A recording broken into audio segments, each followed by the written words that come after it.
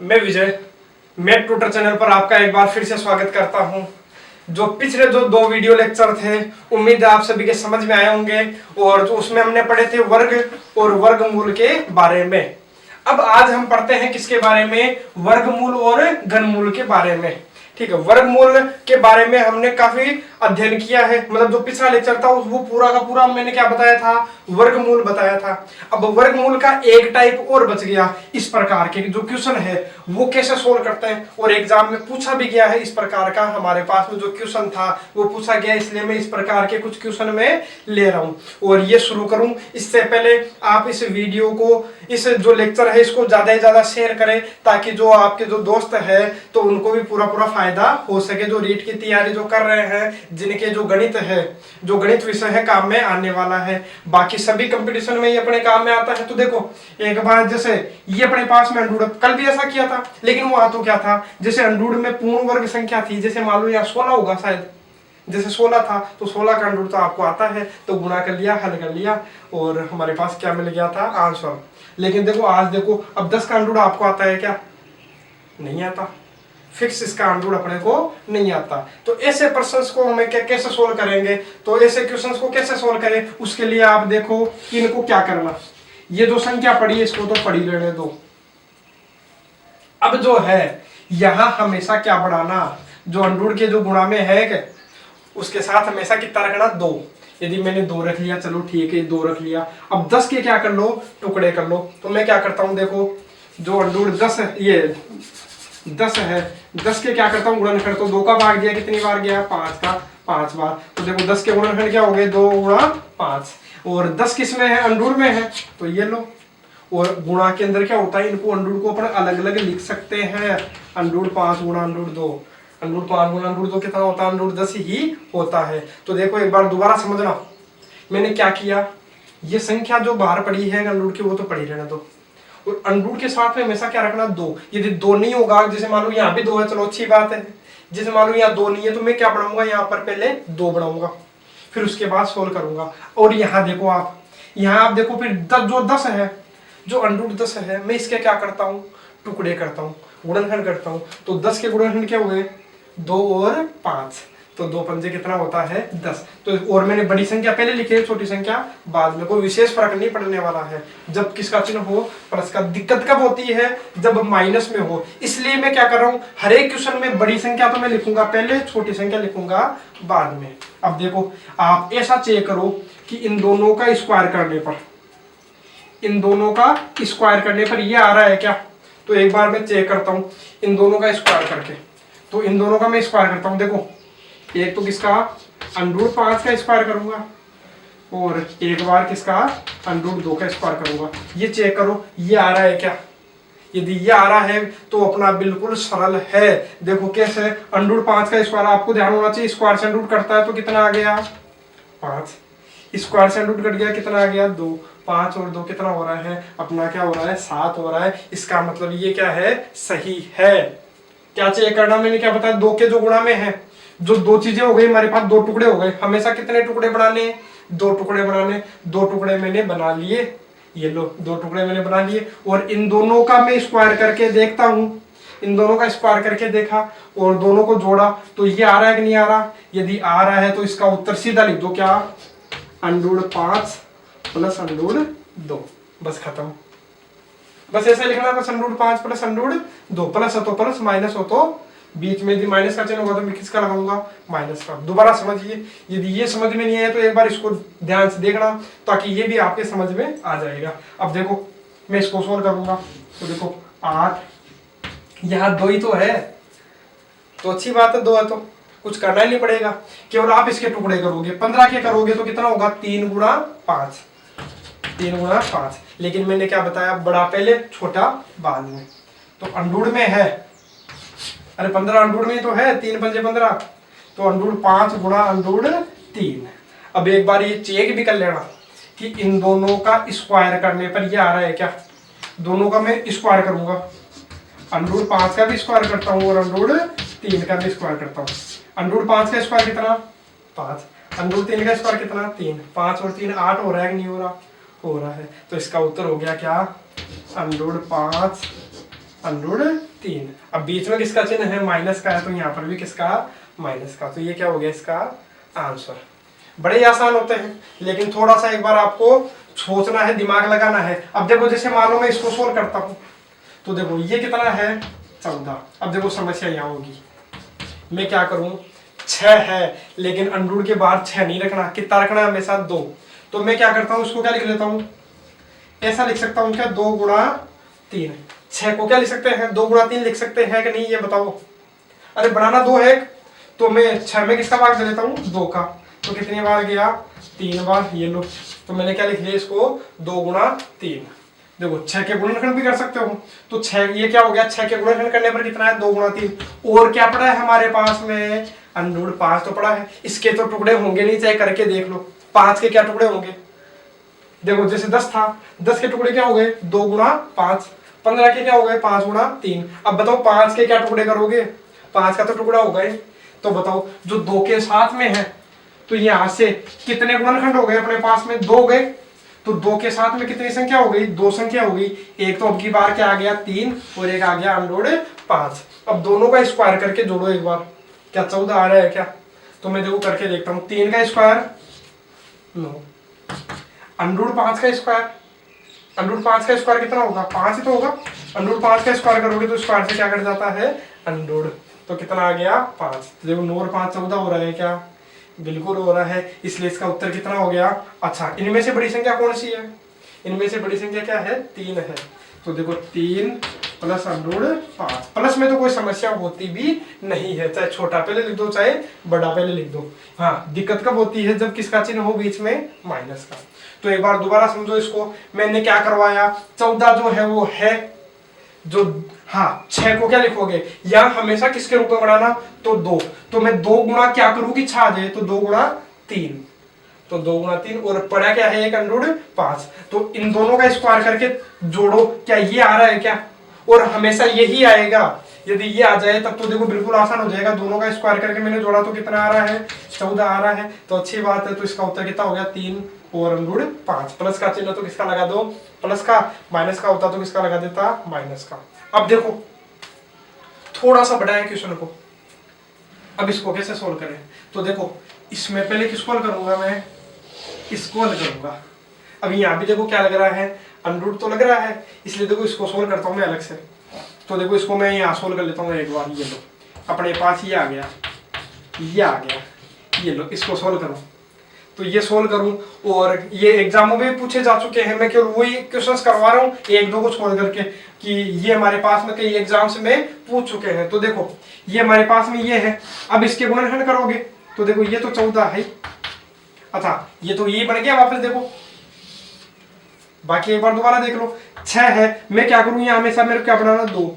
तो 2 गुणा कितना करूं कि 6 आ जाए, तो 2 गुणा 3, और पड़ा क्या है यहाँ अंडरूट 5।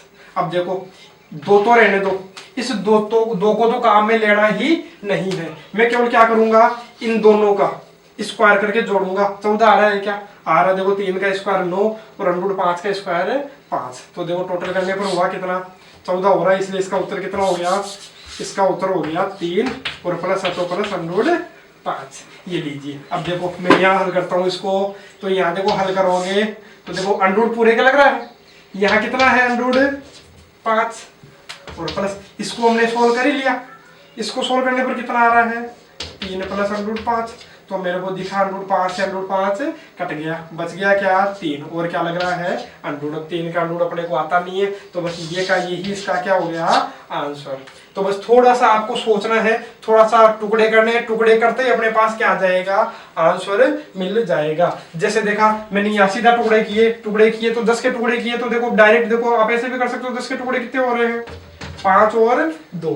तो बस सीधा उत्तर हो गया कितना, अंडरूट 5 और अंडरूट 2। जैसे यहाँ टुकड़े किए कितना आया, 5 और 3, 5 और 3 हो रहा है। देखो कितना हुआ, 5 और 3 हुआ। तो देखो अंडरूट 5 और अंडरूट। अब वर्गमूल का मैं एक चीज और बता देता हूँ, एक चीज रह गई अपना क्या, कि कौन सी संख्या का वर्गमूल ज्ञात नहीं कर सकते। ठीक है, बस वो और देख लेते हैं। ठीक है, अब ऐसी संख्या जिनका इकाई का अंक, जैसे मान लो 1 है। देखो मैं एक बार लिख देता हूँ अलग से। जैसे क्या आ रहा है 1, फिर क्या आया 3 आया क्या, कहीं नहीं आया। कहीं क्या आया फिर 4 5 6 7 आया क्या, नहीं आया। और क्या अपने पास 8 आया क्या, नहीं आया। और क्या आ रहा है अपने पास में 9। ठीक है, ये अपने पास में अंत में इकाई ये आ रहा है, तब तो उनका क्या हो रहा है, वर्गमूल ज्ञात कर सकते हैं। लेकिन हो सकता है, जरूरी नहीं इनका भी हो, लेकिन लगभग सभी का क्या होता है, वर्गमूल हो सकता है। बाकी यदि इनके अलावा जो जो बच गए, क्या क्या बच गए इनके अलावा मेरे को दिखा क्या, 2 3 और क्या दिखा 7 और 8। यदि ये अपने पास में आते हैं, देखो मेरे को इनके अलावा देखो 1 के बाद में क्या, 1 4 5 6 9 के अलावा और क्या क्या रह गए, ये तो रहे 2 3 7 और 8।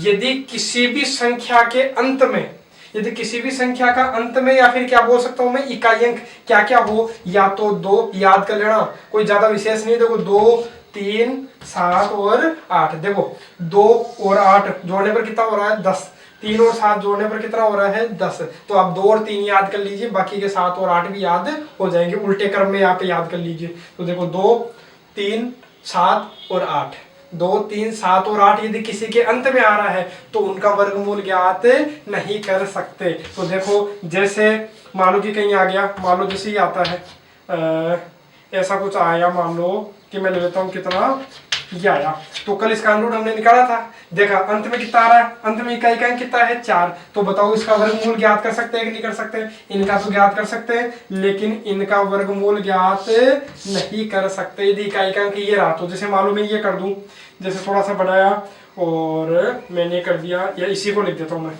यहाँ क्या लिख देता हूँ मैं, ये लो ये कर दिया। अब बताओ इसका वर्गमूल ज्ञात कर सकते हो क्या, पूरा पूरा पूर्ण वर्गमूल है क्या, ये किसी का भी पूर्ण वर्गमूल नहीं है, क्योंकि इसका इकाई का अंक कितना आ रहा है 8, इकाई का अंक 8 आया, तो इसका वर्गमूल ज्ञात नहीं कर सकते। तो ध्यान रखिएगा कि 2 3 7 और 8, जैसे यहाँ देखो निम्न में से कौन सी संख्या किसी प्राकृत संख्या का वर्ग नहीं है, मतलब इसका किसका अंडरूट ज्ञात नहीं कर सकते, इसका मतलब यही है, इस हिंदी का मतलब क्या है कि किसका अंडरूट ज्ञात नहीं कर सकते। तो बताओ किसका ज्ञात नहीं कर सकते, देखो 6 वाले का ज्ञात कर सकते हैं क्या, कर सकते हैं, 5 वाले का कर सकते हैं।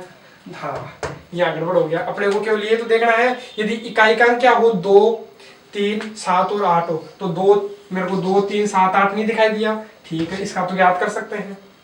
हाँ यहाँ इसका भी ज्ञात कर सकते हैं, 2 3 7 8 नहीं दिखाई दिया, यहाँ क्या आ गया 2 आ गया, इसका मतलब यदि 2 आ गया तो इसका वर्गमूल ज्ञात नहीं कर सकते। और यही तो पूछा है कि किसका वर्गमूल, निम्न में से कौन सी संख्या किसी भी प्राकृत संख्या का वर्ग नहीं है, मतलब इन किसका अंडरूट ज्ञात नहीं कर सकते, तो इसका ज्ञात नहीं कर सकते, तो इसका आंसर क्या हो गया अपना, यही हो गया। तो बस आपको तो लास्ट में क्या ढूंढना है, 2 3 7 8 दिखते ही वो वर्गमूल ज्ञात नहीं होगा। और एक चीज और मैंने एक और बताया था, कल मैंने बता दिया था, जैसे मान लो इसका तो आप अंडरूट ज्ञात कर सकते हो, 100 का तो मतलब ये जो 0 है वो सम संख्या में हो तब तो उसका वर्गमूल ज्ञात कर सकते हैं। मान लो कि 3 0 आ गए तो इसका वर्गमूल ज्ञात नहीं कर सकते। मैंने बताया था कि मान लो जितने 0 उनके अपन आधे कर लेते हैं, 2 0 है तो कितना 0 आएगा, 1 0 आएगा ऐसा, और 1 का अंडरूट क्या होता है 1, लेकिन 3 0 आ गए तो 3 0 के क्या आधे करोगे बताओ, 3 0 के मतलब 0 कितनी बार है 3 बार है, तो आधे कर लो 1.5। अब 1.5 0 कैसे बढ़ाऊं, क्या ऐसे बढ़ाऊं क्या, अब ऐसे तो बढ़ेगा नहीं, ठीक है इसका मतलब ये क्या होगा, इसका ज्ञात नहीं कर सकते, मतलब यदि 0 क्या हो समबार हो। हाँ अब इसका अंडरूट क्या हो सकता है, ज्ञात हो सकता है। 4 0 के कितने 0 हो जाएंगे, 2 0 अपने पास में मिल जाएंगे, है ना। तो ये भी ध्यान रखना। और एक और चीज एक मैं इससे स्पष्ट कर देता हूँ, अगला एक और क्वेश्चन लेता हूँ कि इसका अंडरूट कितना है। तो आपको मैंने बताया था कि पॉइंट, ये मान लो पॉइंट है ही नहीं, ये मान लो पॉइंट है ही नहीं, पॉइंट नहीं है तो केवल कितना बचा आपको, क्या दिखा है ये मेरे को दिखा 0 0 64, 0 0 64 का मतलब ये क्या है 64, तो 64 का अंडरूट कितना हो गया 8।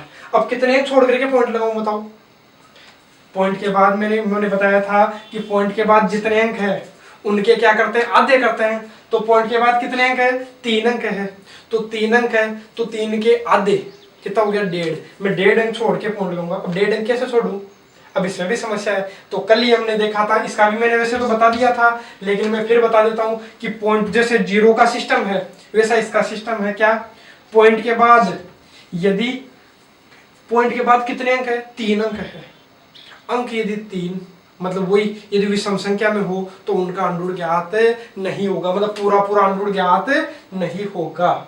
ठीक है, जैसे मान लो पॉइंट के बाद 4 अंक होते, जैसे मान लो ये होता, हाँ अब इसका ज्ञात कर सकता था। इसका कितना आता देखो, ये अपने पास ये मिलता, हाँ अब 64 का 8 है। कितने अंक छोड़ के पॉइंट लगाऊं मैं, 4 पॉइंट के बाद 4 अंक है, तो इधर से कितने छोड़ूंगा, 4 के आधे 2, तो 2 अंक छोड़ करके क्या लगा दूंगा मैं, पॉइंट। इसका क्या मिल जाएगा हमें, आंसर। लेकिन आप ध्यान रखो, पॉइंट के बाद यदि विषम संख्या में हो अंक, देखो कितने पॉइंट के बाद 1 2 3, 3 है, तो 3 के आधे अपन नहीं कर सकते, तो इसका अंडूर भी ज्ञात नहीं होगा पूरा पूरा। ठीक है, अब देखते हैं घनमूल के बारे में।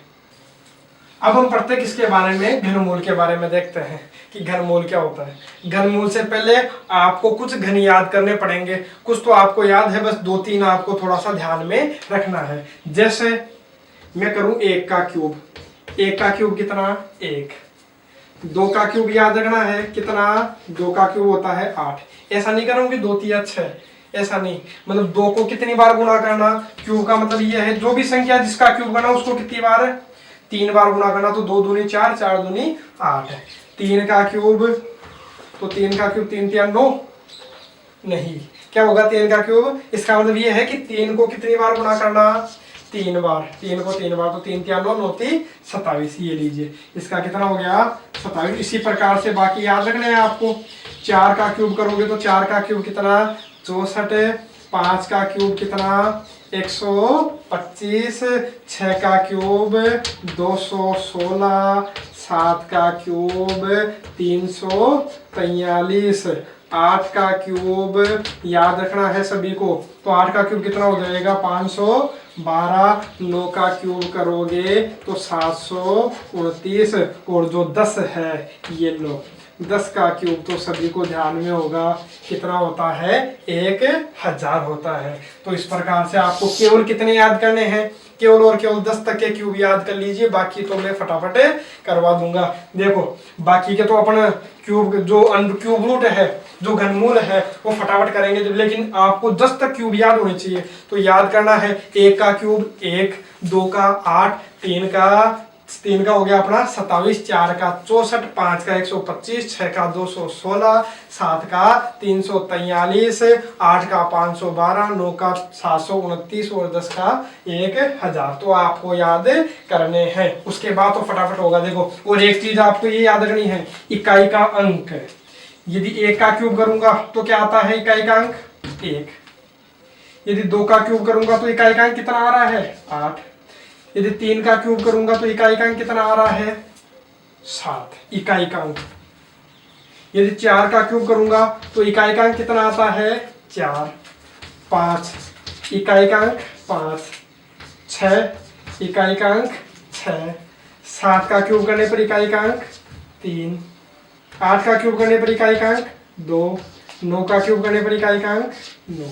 अब देखो बड़ा ही आसान है, देखो 1 का 1, 4 का 4, 5 का 5, 6 का 6, 9 का 9, ये तो बड़े आसान है। देखो ये और अपने पास ये रहा ये रहा ये रहा और एक ये रहा, ये तो बिल्कुल आसान है। 1 का 1, 4 का 4, 5 का 5, 6 का 6, 9 का 9। बस आपको याद क्या करना है, देखो 2 का 8, 8 का 2, 3 का 7, 7 का 3, बड़े आसान है। ठीक है, तो इनको आपको याद करने हैं। अब देखो जैसे मान लो कि किसी का भी अपने को घनमूल ज्ञात करना है, जैसे मैं लिखता हूं क्या 1728, इसका मेरे को क्या ज्ञात करना है क्यूब रूट।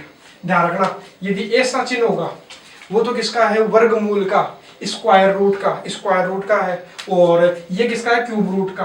कब, जब मैं यहाँ कितना लगा दूंगा 3, या तो 3 लगा दो या फिर किसी भी संख्या की घात कितनी लिख दो 1/3, वो किसका चिन्ह होता है, वो होता है किसका घनमूल का। ठीक है, अब आप देखिए इसका हमें क्या ज्ञात करना है, घनमूल ज्ञात करना है।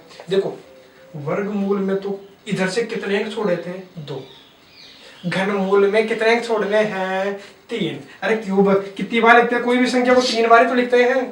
ठीक है, तो इसका मतलब क्या करूंगा मैं, इधर से कितने अंक छोड़ूंगा 3, 1 2 3, ये लो मैंने कितने अंक छोड़ दिए 3 अंक छोड़ दिए। अब देखो बस आपको तो इतना ही देखना है, जो 8 है 8 किसका क्यूब करने पर आता है, तो मेरे को दिखाई देगा 2 का क्यूब करने पर क्या आता है 8। देखो 8 किसका क्यूब करने पर आ रहा है 2 का, ये लो 2। अरे ये तो मैंने बताया कि 1 का 1, जब भी एक यहाँ अंत में 1 हो तभी यहाँ कितना लिख दो 1। यदि 2 होगा तो कितना लिख दूंगा 8, और 8 होगा तो कितना लिख दूंगा 2। 7 होगा तो 3, 3 होगा तो 7, बाकी सेम है देखो 4 4 5 5 6 6 9 9। तो आप ऐसा समझो अंत में जो 8 है किसका क्यूब करने पर आता है 8 आ गया, तो 8 आते ही आप क्या लिखोगे 2 लिखोगे। इधर देखो, इधर मैं क्यूब करना शुरू करता हूँ। 1 का क्यूब 1, 2 का क्यूब 8, ज्यादा हो गया तो मैं क्या लिख देता हूँ 1, ये लो इसका क्या हो गया आंसर। बड़े ही आसान है। जैसे मैं लेता हूँ क्या, मैं लेता हूँ अंडूड 33 75, अंडूड नहीं है, क्या ले रहा हूँ क्यूब रूट। ठीक है, अब देखो इसका क्यूब रूट करना है तो मैं क्या करूंगा, इधर से कितने छोड़ूंगा 3, ध्यान से समझना 1 2 3। 5 है वो किसका क्यूब करने पर आ रहा है 5 का करने पर ही आ रहा है, तो इधर अंत में 5 दिखाई दे रहा तो मैं क्या लिखूंगा 5 का क्या है 5। यदि मेरे को अंत में क्या दिखाई देता, मान लो 3 दिखाई देता तो मैं 3 का कितना लिखता 7। तो देखो अंत में 5 दिखाई दिया तो कितना लिखूंगा मैं 5। अब इधर शुरू करूंगा, 1 का क्यूब 1, 2 का क्यूब 8, 8 इससे क्या हो गया ज्यादा हो गया तो क्या हो गया 1, 1 का क्यूब 1, 2 का क्यूब तो क्या हो रहा है ज्यादा हो रहा है तो इसलिए क्या आ गया 1 आया। ये लो बड़ा ही आसान है। क्यूब रूट कितना हो गया इसका 15। एक और एग्जांपल लेता हूँ, जैसे मान लो मैंने लिया ये लिया 10 38 23, ये मैंने लिया। अब इसको सोल्व करता हूँ। अब इसको सोल्व करने के लिए देखो कितने अंक छोड़ोगे, इधर से कितने अंक छोड़ना 1 2 3। अब बताओ 3 है तो 3 किसका क्यूब करने पर आ रहा है 7। याद रखो बस, 1 दिखे तो 1, 4 तो 4, 5 5 6 6 9 9, 2 दिखते ही 8, 8 दिखते ही 2, 3 दिखते ही 7, 7 दिखते ही 3। बस तो केवल आपको केवल ये तो याद करने हैं, ये लो केवल 2 याद करने हैं। 2 का 8, 8 का 2, 3 का 7, 7 का 3। ठीक है, अब देखो 3 किसका क्यूब करने पर आ रहा है, किसका क्यूब करने पर आता है 7। अब इधर देखोगे 1 का क्यूब 1, 2 का दिखा 8, 3 का 27, 4 का 64, 5 का 125, मतलब 5 का क्या हो गया इससे ज्यादा हो गया तो मैं कितना लूंगा 4, क्योंकि 4 का क्यूब कितना 64। तो ये लो बड़ा ही आसान है। ये लो इसका क्या हो गया आंसर। तो इसका अच्छा सॉरी एक मिनट, यहाँ क्या करोगे क्यूब रूट, अंडूड नहीं निकलेगा, ये क्या है क्यूब रूट है। क्यूब रूट के लिए यहाँ कितना होगा 3 होगा, अंडूड के लिए तो मैंने सिस्टम अलग बताया है। ठीक है, तो इसका क्यूब रूट कितना हो गया 47। इसी प्रकार से इनको सोल्व करते हैं। 4 उदाहरण और लेता हूँ तो इनसे हम समझते हैं घनमूल और वर्गमूल के बारे में। तो देखो अब जैसे इसका हमें क्या करना है, ये क्या है क्यूब रूट है, ध्यान रखना ये चिन्ह ध्यान रखिएगा कि चिन्ह किसका है, इसमें सबसे ज्यादा गड़बड़ होती है। ये किसका चिन्ह है क्यूब रूट का, घनमूल का। तो इसमें नियम किसका लगाएंगे, घनमूल वाले लगाएंगे।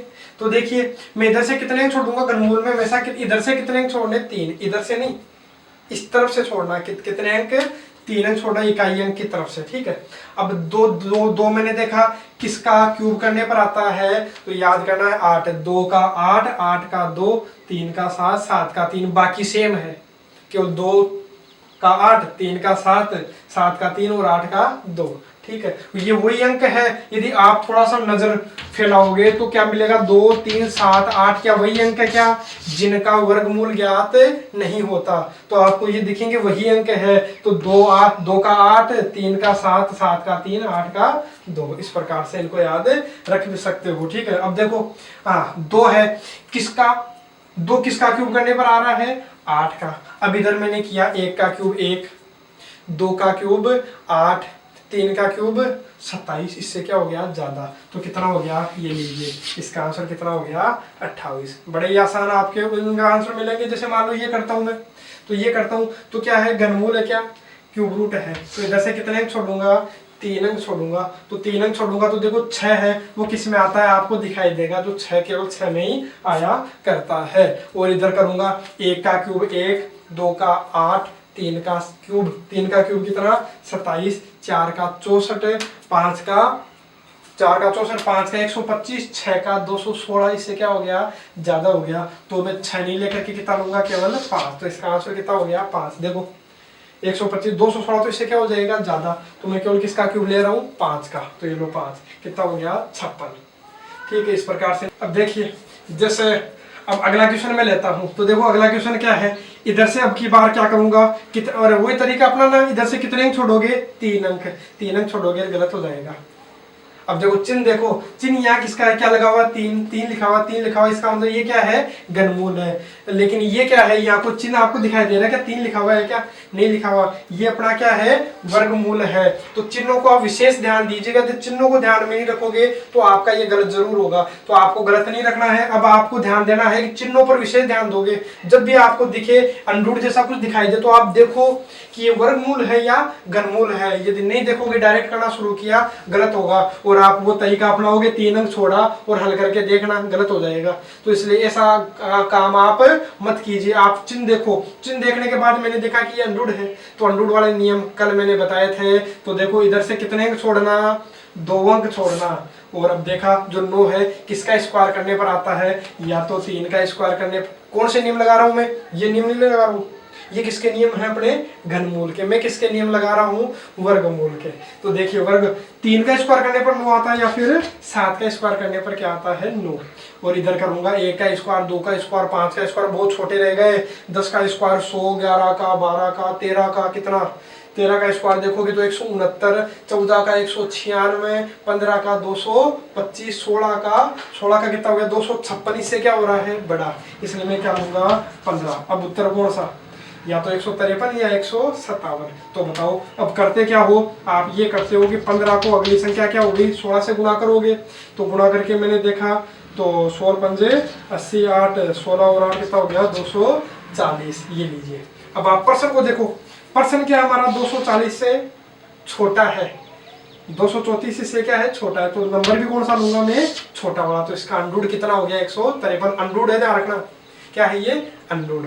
अब देखो इसको सोल्व करता हूँ, एक अंतिम उदाहरण में लेता हूँ, ठीक है, बाकी कल सोल्व करेंगे। और आप इनकी अधिक से अधिक प्रैक्टिस कीजिए, जो नहीं आता है मैं फिर बोल रहा हूँ कमेंट बॉक्स में आप लिखिए। अब देखो इधर से आप क्या करोगे, कितने अंक छोड़ोगे, 3 अंक। और ध्यान रखना 3 अंक क्यों छोड़ रहा हूँ, क्योंकि ये क्या है, क्यूब रूट है। तो देखो इधर से 3 अंक मैंने छोड़ा। अब आप 7 देखोगे तो 7 किसके में आता है, 7 किस में आता है, 3 में। 3 किस में आता है, 7 में, ठीक है। और इधर करोगे 1 का क्यूब, 2 का, 5 का, 10 का। तो देखो हाँ, एक थोड़ा सा आप इसमें थोड़ा सा और याद कीजिए।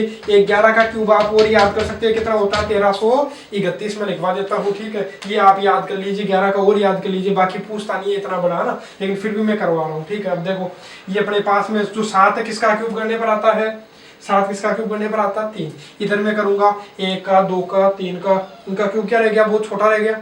फिर मैंने 10 का क्यूब किया, कितना आया, 10 का क्यूब 1000। 11 का क्यूब 1331, इससे बड़ा हो गया, इसलिए मैं क्या लूंगा, 10 ही लूंगा। बाकी इसको भी याद करने की आपको आवश्यकता नहीं थी, है ना। आपको ध्यान में है कि 1 का क्यूब 1, 2 का क्यूब 8, 3 का 27, 4 का 5 का 7 का 8 का कितना 512, 9 का 729। देखो काफी बड़ा अंतर, देखो इनमें क्या है, काफी बड़ा है। 9 का कितना हो गया, 729। 10 का कितना हो गया, 1000। तो 11 का तो काफी और बड़ा आने वाला है। कम से कम देखो इनमें अंतर कितने का है, लगभग 300 का है। तो बताओ 10 का और 11 के क्यूब में भी अंतर ज्यादा होगा नहीं होगा, कम से कम 300 का तो होगा, इतने का तो होगा ही होगा। तो देखो 300 से अपने पास तो कम ही है, 1000 से केवल 92 तो बड़ा है। तो क्या 11 का क्यूब थोड़ी आ जाएगा इतना, है ना। तो देखो 10 का क्यूब कितना हो गया, 1000। 10 का क्यूब कितना, 1000। अब 1000 और 11 का क्यूब लोगे तो बहुत ज्यादा बड़ा आएगा ना। तो मैं क्या ले लेता हूँ यहाँ 10। तो क्या हो गया, इसका उत्तर 103 हमारे पास में हो गया। और इस चैनल को मैं फिर बोल रहा हूँ, सब्सक्राइब आप जरूर कीजिए, अच्छा लगे तो लाइक भी कीजिए। बाकी इस प्रश्नावली की आप अधिक से अधिक प्रैक्टिस कीजिए।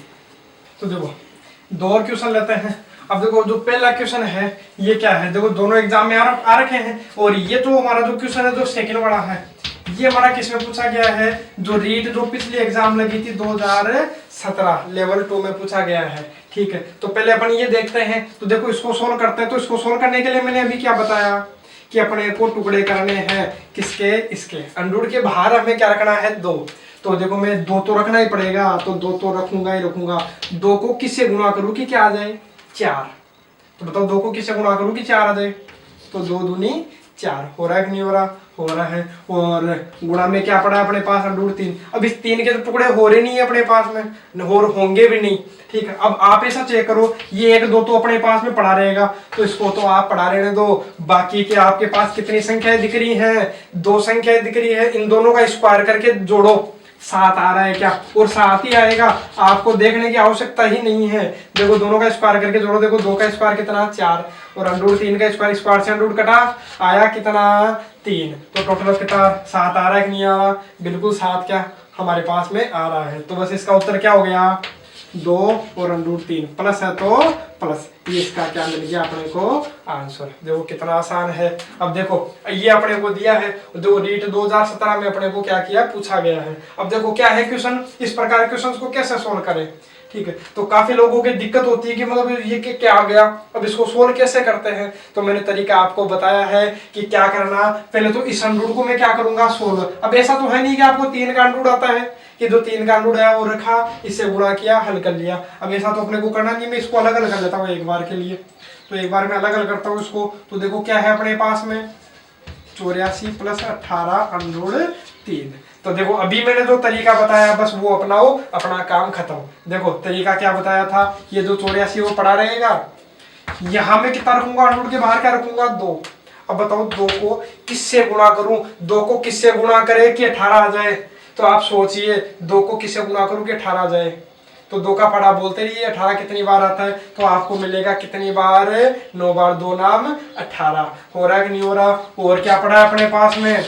अपने पास में पड़ा √3। अब देखो 2 तो आना ही आना चाहिए था, तो 2 आ गया कि नहीं? तो 2 तो हमारे पास में आ गया। बाकी कितनी संख्या मिल गई अपने को? 2। इन दोनों का स्क्वायर करके आप चाहे देख लेना, जोड़ोगे तो 84 ही आएगा। चाहे फिर भी मैं बता देता हूँ, देखो 9 का स्क्वायर और √3 का स्क्वायर, देखो 9 का स्क्वायर कितना? 81, और √3 का स्क्वायर 3, तो कितना हो गया टोटल? 84 आ गया कि नहीं आया? बिल्कुल आ गया। अब देखो इसको सोल्व करते हैं, तो देखो क्या आएगा हमारे पास में, सोल्व करोगे तो अंडूड माइनस √3 तो है, और इसको हमने सोल्व कर लिया। इसको सोल्व करने पर क्या आ गया? ठीक है, तो इसको सोल्व करने पर देखो उत्तर क्या आएगा, मैंने लिखा नहीं, तो देखो इसको सोल्व करने पर उत्तर क्या आएगा? 9 और √3 प्लस है तो किसका चिन्ह आएगा? प्लस का। तो इसका उत्तर कितना आया?